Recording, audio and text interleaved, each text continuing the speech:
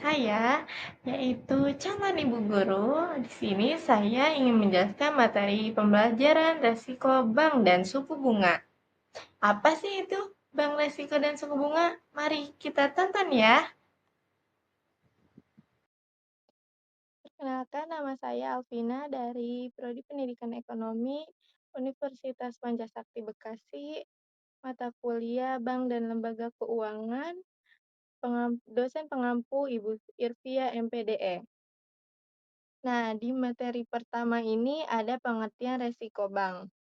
Resiko bank adalah potensi terjadinya kerugian yang dialami oleh bank akibat berbagai faktor internal maupun eksternal.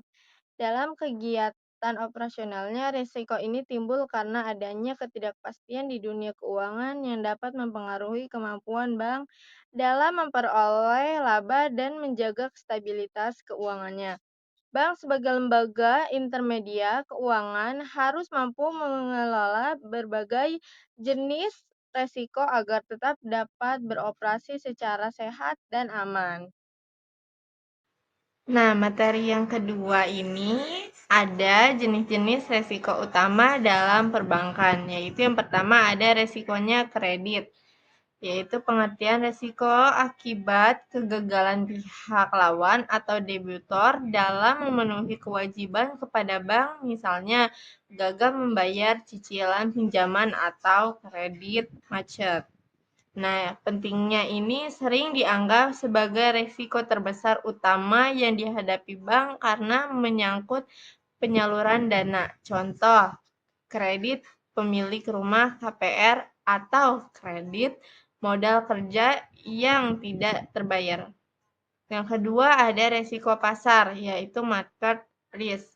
Pengertian resiko kerugian pada posisi neraca bank akibat pergerakan variabel pasar secara keseluruhan, yaitu mencakup meliputi perubahan suku bunga, yaitu termasuk di dalamnya adalah resiko suku bunga bank, nilai tukar atau valuta asing, atau harga ekuitas dan harga komoditas. Yang ketiga ada resiko likuiditas, yaitu pengertian risiko akibat ketidakmampuan bank untuk memenuhi kewajiban yang sudah jatuh tempo dari sumber pendanaan arus kas atau aset likuid berkualitas tinggi tanpa mengganggu aktivitas dan komodisi keuangan bank. Contohnya, ketika banyak nasabah menarik dana secara bersamaan atau bank run, dan bank tidak memiliki cukup kas. Nah, yang keempat ada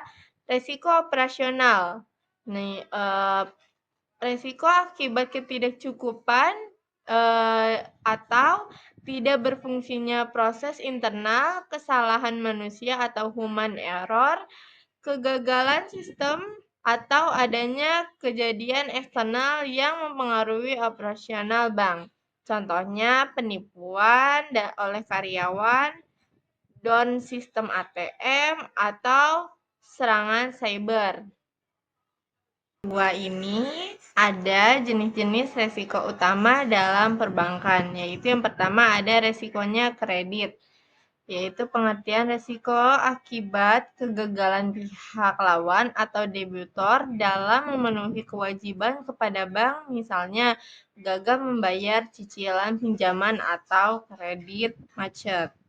Nah, pentingnya ini sering dianggap sebagai risiko terbesar utama yang dihadapi bank karena menyangkut penyaluran dana. Contoh, kredit pemilik rumah KPR atau kredit modal kerja yang tidak terbayar.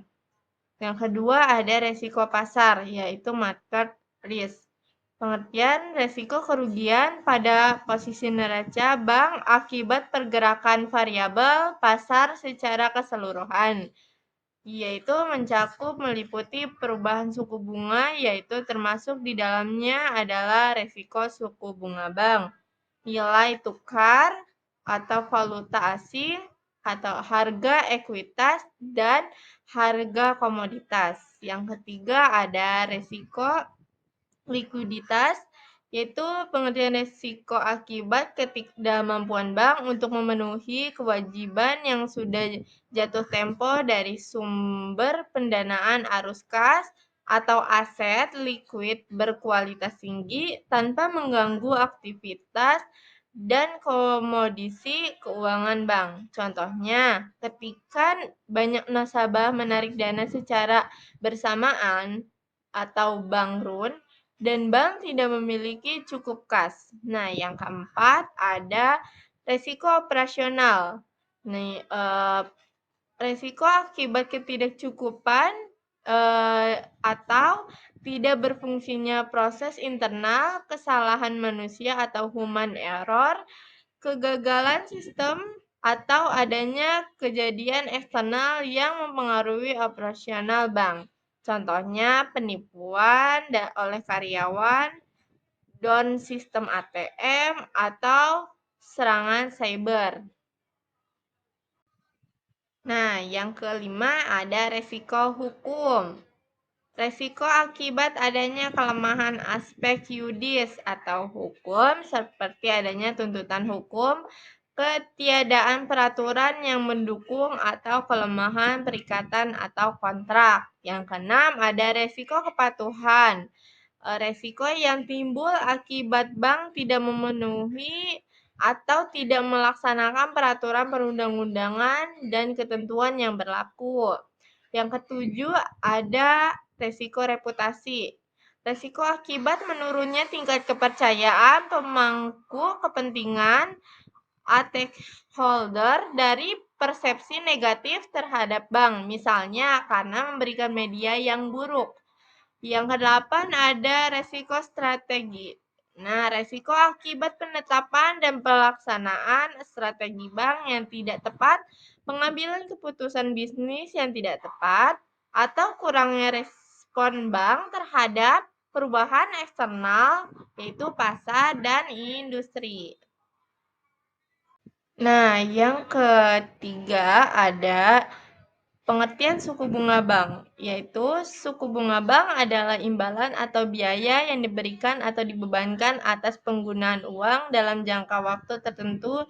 Dalam konteks perbankan, suku bunga memiliki dua sisi, yaitu ada suku bunga simpanan, deposit rate, bunga yang diberikan bank kepada nasabah peminjam.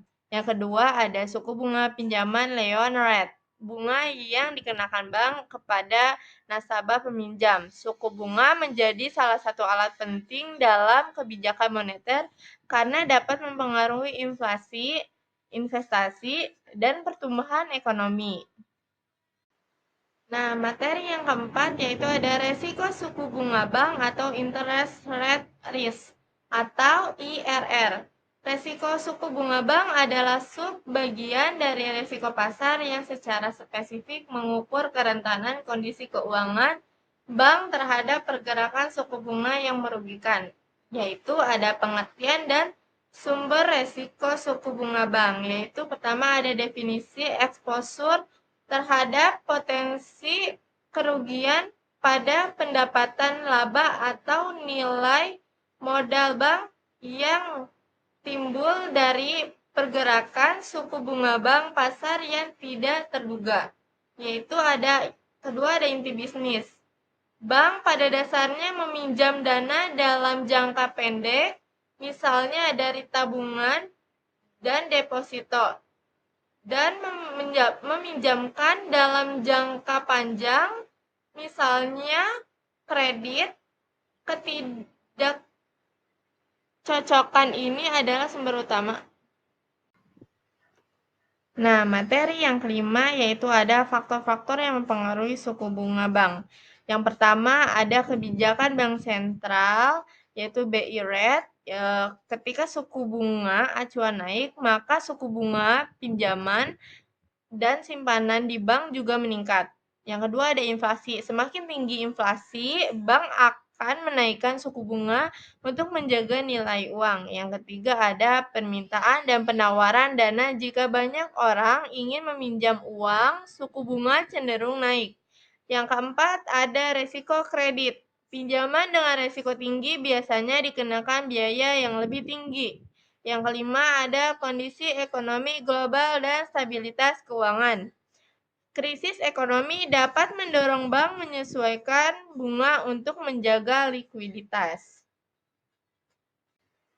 Nah, yang keenam, yaitu ada hubungan resiko bank dengan suku bunga. Yaitu resiko dan suku bunga memiliki hubungan yang sangat erat. Yaitu ketika resiko kredit meningkat, bank akan menaikkan suku bunga pinjaman untuk menutupi potensi kerugian. Suku bunga tinggi dapat menekankan permintaan kredit, tetapi membantu menjaga likuiditas bank.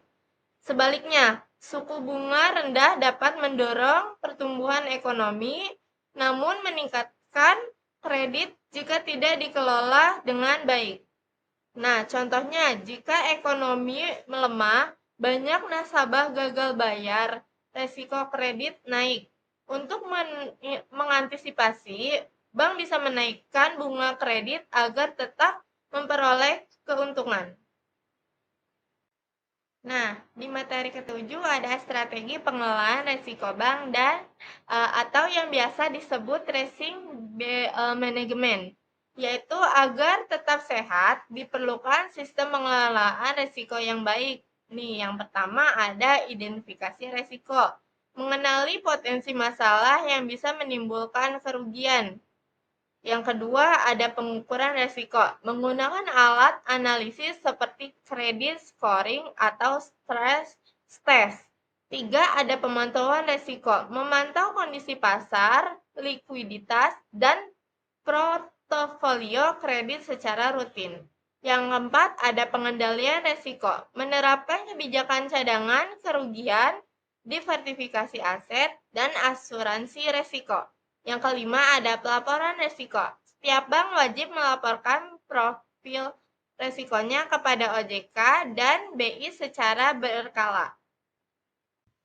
Nah, yang kedelapan ini ada contoh kasus nyata, yaitu yang pertama ada krisis keuangan tahun 1998 di Indonesia nih. Banyak bank mengalami resiko kredit dan likuiditas akibat tingginya suku bunga dan melemahnya rupiah.